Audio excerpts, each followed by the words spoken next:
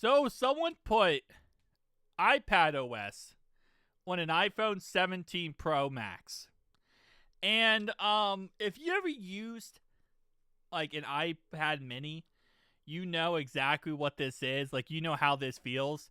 Not for one, because at the end of the day, this is a iPhone, and you can see how janky it looks with all like the different windows you can open up with the brand new iPad OS 26. But it very much similar to what an iPad mini would give you is what you have here. But again, it is smaller scale.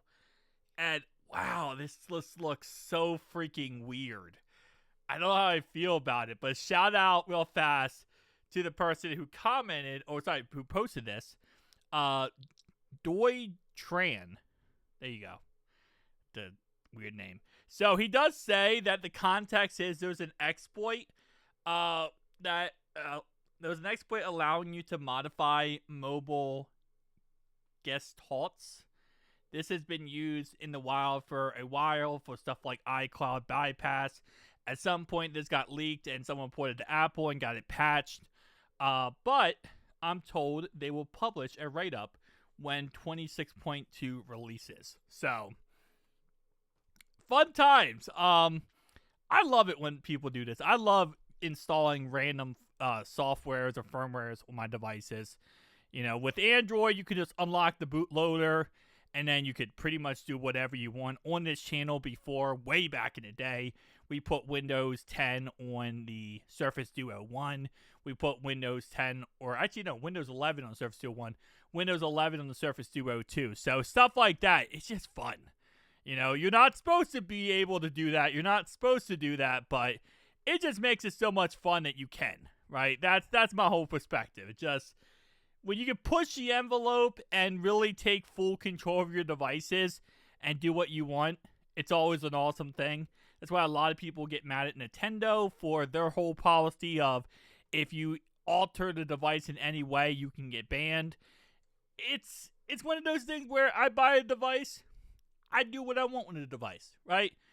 Within reason, obviously, but I can, alter it. I can add firmware, change firmware, do that kind of stuff. So, but this is just one of those things, kind of like Windows 11 on the Surface Duo 1. It's just not practical. It's just not practical. But here's the fun fact. If you connect this to a display, right, and you connect, like, let's say a keyboard and mouse to it, this actually becomes a realistic thing that could work well. Because, first off, iPad OS, it's not bad. Not 26. iPad OS 26 is not bad to utilize as a full-on desktop atmosphere. It actually is somewhat okay.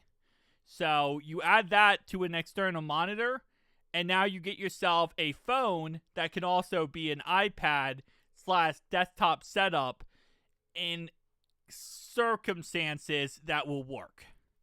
So this is, one of those things where you really squint a little bit. It could actually work out.